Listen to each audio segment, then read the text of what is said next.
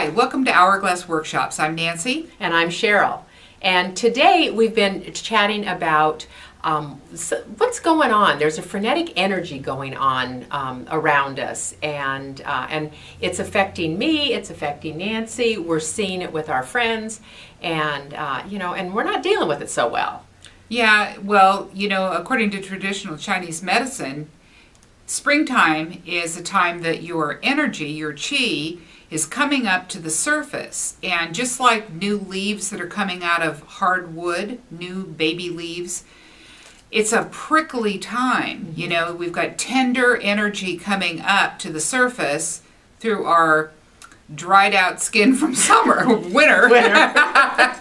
And anyway, people are prickly and irritable. Mm-hmm. It's been windy, which is, spring is full of wind. And the weather's changed a lot. We've had extremely hot, well, for California, we've had extremely hot weather. We've had it in the low 90s last week, and then it was in the low 60s. Yeah, crazy. Yeah, just crazy weather, very windy, and people are irritable. Drivers are a little wackadoo, and I've got a suggestion. What's that?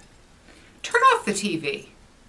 And the radio. And the radio. Yeah. Yeah. And, have a little silence in your life. Mm-hmm.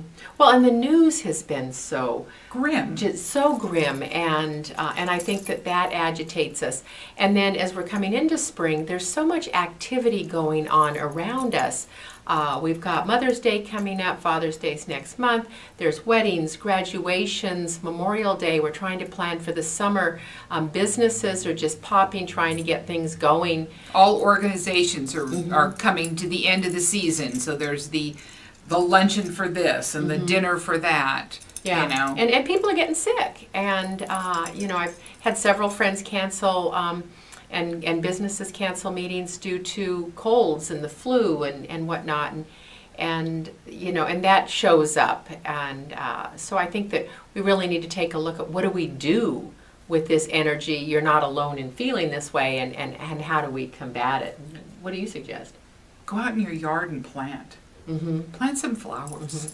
I did that last weekend, and it's so satisfying when it's done and everything's neat and tidy again. I mean, it's kind of messy to do it, but once it's done, it's just so nice. Well, and the other thing too about planting is when you plant them small. We just planted our vegetable garden.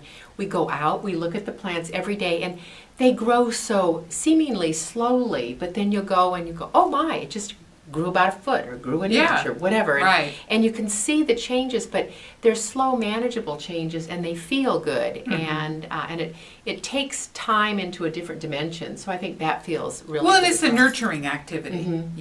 I mean, you're watering them and fertilizing and getting rid of little weeds and stuff, and then the benefit is the beautiful flowers or fruit or vegetables. And I think just slowing down, creating silence.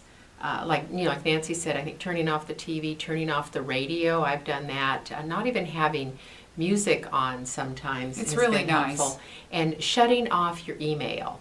Oh my goodness. Okay. So I thought about this today in the car because I was sitting at a stoplight and I was down near the courthouse this morning, and everybody was walking with their phones.